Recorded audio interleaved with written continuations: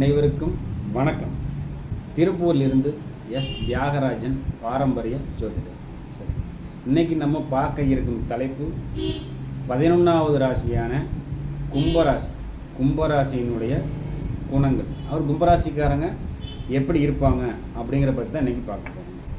Video பார்க்குறவங்க subscribe பண்ணாமல் பார்க்குறீங்கன்னா தயவு செஞ்சு சப்ஸ்கிரைப் பண்ணிட்டு பாருங்கள். சரி, கும்பராசி 11வது ராசின்னு சொல்கிறோம். அது சனி பகவானுடைய ராசி. சனி பகவானின் ராசி லாபகரமாக அமையுது அப்படின்னா காரணம் என்ன?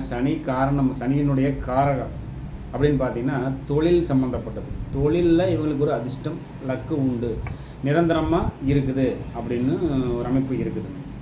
அது பார்த்திங்கன்னா சனியினுடைய 2 வீடு மொத்தம், மகரம் 1 கும்பம், 10வது ராசியும் 11வது ராசியும் 2க்கு அதிபதி விட 10ங்கிற தொழிலுக்கும் 11ங்கிற லாபத்துக்கும் அதிபதி விட தொழில் மூலியமாக வரக்கூடிய லாபம் தான் இவங்களுக்கு ஏற்றுக்குவாங்க. அதாவது கும்பராசிக்காரங்களுடைய குணம் எப்படி தெரியுங்களா? நீதி, நேர்மை, நியாயம், ஒழுக்கம், யாரையும் ஏமாற்றக்கூடாதுன்னு எண்ணங்கள் ஜாஸ்தி.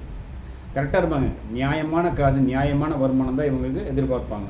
இன்னொன்று பார்த்தீங்கன்னா, அடுத்தவங்களை பற்றி சிந்திக்கிறதே இவங்களோட வேலை.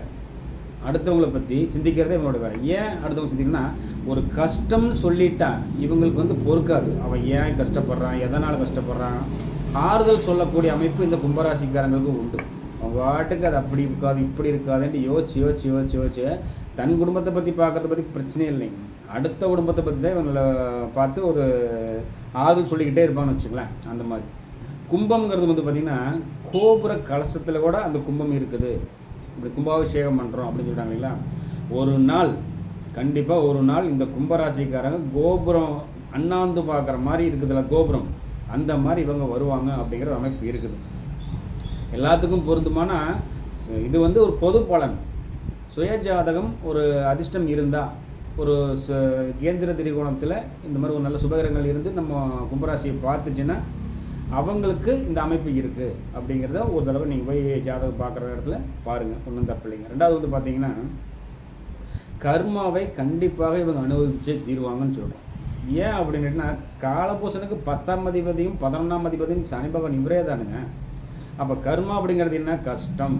இவங்க கஷ்டத்தை அனுபவிச்சு தான் இருந்துச்சு மேலே வருவாங்க. நீ என்ன பெரிய காசு கப்பி இருந்தால் கூட இந்த கும்பராசிக்காரங்க ஒரு ஏதாவது ஒன்று இல்லை, பணத்தில் தான் கஷ்டம்ங்கிறது இல்லையே.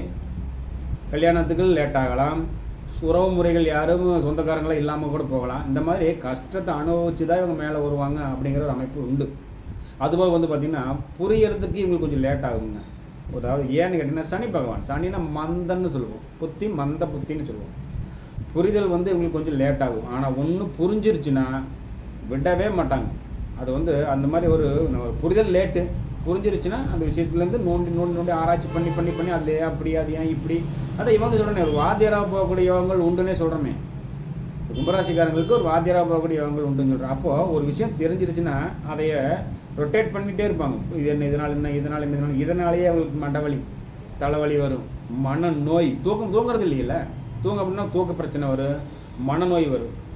அதுபோல் பார்த்திங்கன்னா, இவங்க உதவி செய்யக்கூடிய மனப்பான்மை ஜாஸ்தின்னு சொல்கிறோம்.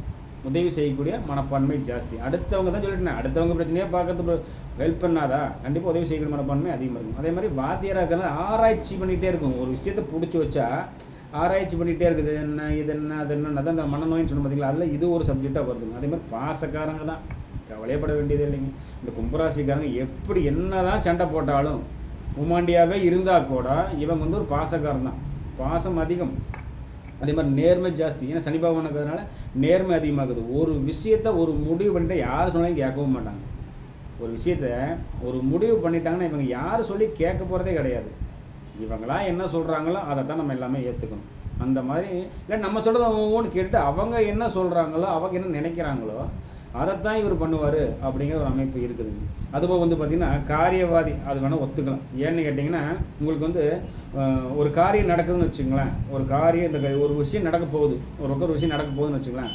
இவங்க ஒரு வகை சொல்லிட்டு போனோம்னா இந்த காரியம் நடக்கிறது இல்லைங்க. அதனால் பேச்சு மாறும்னு சொல்கிறேன். அதுதான் சொல்லுவாங்களே பில்டப்பு, பந்தா பண்ணிட்டு போகிறான் பாடுறான் அப்படிம்பாங்க இல்லையா? அந்த குணங்கள் இந்த கும்பராசிக்கு வரும். ஏன்னா ஒரு விஷயம் வெளியே சொல்லாமல் போங்க. காலபூசனுக்கு அது பாதகாதிபதி. காலபூசன் அப்படிங்கிறது என்னன்னு கேட்டிங்கன்னா, ராசி கட்டத்திலேயே 11வது ராசியாக இருக்குதுங்க. பேசிக்கான ராசி கட்டத்தில் 11வது ராசியாக இருக்கிறதுனால காலபூசனுக்கு 11 லாபஸ்தானாதிபதி. அந்த லாபஸ்தானாதிபதியை வந்து பாதகாதியை வர்றார். அதனால தான் எந்த ஒரு விஷயம் வந்தாலும் வெளியே சொல்லாமல் போங்க அப்படின்னு சொல்கிறோம். அதுக்கு அப்புறம் வந்து அந்த வாத்தியாராக போகக்கூடியவங்க உண்டுன்னு சொல்கிறோம். அதுக்கு அவர் வந்து பார்த்திங்கன்னா உங்களுக்கு தூக்கம் கம்மின்னு சொல்லிட்டான். ஏன்னா அடுத்தவங்களை பற்றி சிந்திக்கிறதுனாலே தூக்கங்கள் குறைவு அப்படின்னு சொல்லிட்டான். ஒரு விஷயத்தை தொடர்ச்சியாக அவங்க ஃபாலோ பண்ணிகிட்டே இருப்பாங்க. அதாவது எதுக்குன்னு கேட்டிங்கன்னா அதிர்ஷ்டம் அப்படிங்கிற ஒரு விஷயத்தை, ஏன்னா 11 கூட லாபஸ்தானாதிபதிங்கிறதுனால ஒரு விஷயத்தை தொடர்ச்சியாக ட்ரை பண்ணிகிட்டே இருப்பாங்க. கண்டிப்பாக ஒரு நாள் லக்கு உண்டு, கேரண்டியாக உண்டு. அது எந்த மாற்றம் கிடையாது. எந்த துறையில் வேணால் நீ லக்காக எடுத்துக்கங்க, எல்லா துறையிலையுமே உங்களுக்கு லக்கு, அதாவது கேரண்டியாக உங்களுக்கு லக்கு ஒரு நாள் உண்டு. அதை கொஞ்சம் பார்த்துக்குங்க. இவங்க செலவு பண்ணவே மாட்டாங்க. இவங்களுக்கு என்ன தேவையோ அந்த செலவு தான் பண்ணிக்குவாங்க. அடுத்தவங்களுக்கு செலவு பண்ணக்கூடிய அமைப்பே இல்லை.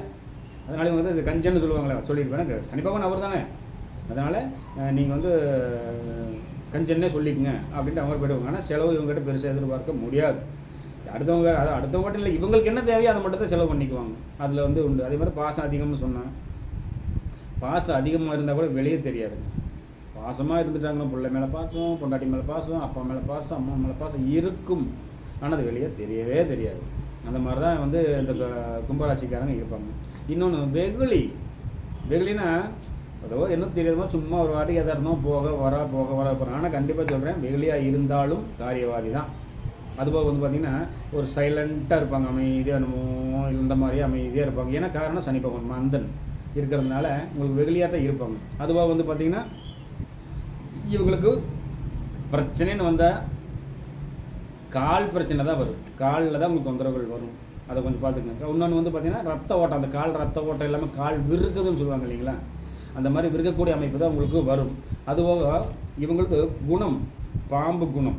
ஏன்னா சதய நட்சத்திரம் அங்கே இருக்கிறதுனால குணம் வந்து ஒரு பாம்பு குணம். பாம்பு குணம்னா உங்களுக்கு வச்சு பழி வாங்கணும்னு சொல்கிறாங்க இல்லைங்களா, பழி வாங்காது, அந்த குணம் லைட்டாக இருக்கும். இது யாருக்கு என்ன அப்படிங்கிறத கொஞ்சம் பார்த்துக்கோங்க. இதுதான் வந்து கும்பராசியினுடைய பொதுவான ஒரு குணங்கள். இந்த கும்பராசிக்காரங்க இப்படி தான் இருப்பாங்க அப்படின்னு இது வந்து ஒரு பொது பலன். இதுலேயே உங்களுக்கு தெரியும். இதுலேயே நீங்கள் நான் போடக்கூடிய வீடியோலாம் போய் பாருங்கள். நிறையா 100க்கு 80%, 70%லேருந்து 80% வரைக்கும் உங்களுக்கு ஒத்து போகும். அதனால் வீடியோ பிடிச்சிருந்துச்சுன்னா ஒரு லைக் பண்ணி ஒரு ஷேர் பண்ணுங்கள். இந்த லைக் பண்ணி ஷேர் பண்ணும்பொழுது என்ன ஆகுன்னு கேட்டிங்கன்னா உங்களுடைய நட்பு வட்டாரங்களுக்கு என்னுடைய வீடியோவில் போய் சேரும். ஆட்கள் எண்ணிக்கை அதிகரிக்க இது எதிர்காலத்தை பற்றிய ஒரு செய்தி, எதிர்காலத்தை பற்றிய ஒரு விவரம். இது வந்து எல்லாரும் தெரிஞ்சுக்கணும், கண்டிப்பாக எல்லாருமே தெரிஞ்சுக்கணும் அப்படின்னு நான் ஆசைப்பட்டு தான் உங்களுக்கு அனுப்புகிறேன்.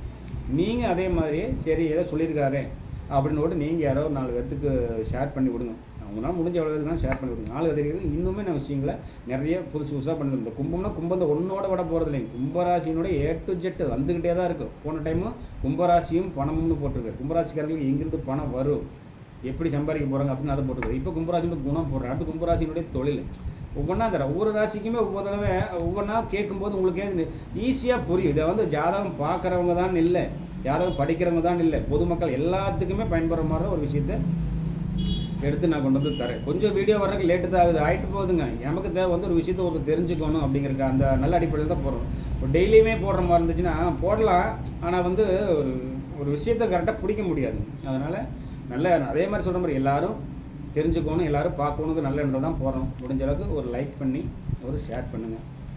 ஸோ ஒரு சப்ஸ்கிரைப் பண்ணி பெல் ஐக்கனை கிளிக் பண்ணுங்கள். சப்ஸ்கிரைப் பண்ணும்போது ஆட்கள் எண்ணிக்கை அதிகரிக்கிறதுக்கு கூட தெரிஞ்சிடும். பெல் ஐக்கனை கிளிக் பண்ணும்போது என்னுடைய அடுத்த ஒரு வீடியோ நோட்டிஃபிகேஷனாக உங்களுக்கு வந்து சேர்ந்துடும். இதுதான் வந்து கும்பராசியினுடைய குணம். சரி நண்பர்களே, மீண்டும் ஒரு அடுத்த நல்ல பதிவில் சந்திக்கிறேன். நன்றி, வணக்கம். திருப்பூரிலிருந்து எஸ். தியாகராஜன், பாரம்பரிய ஜோதிடர். நன்றி.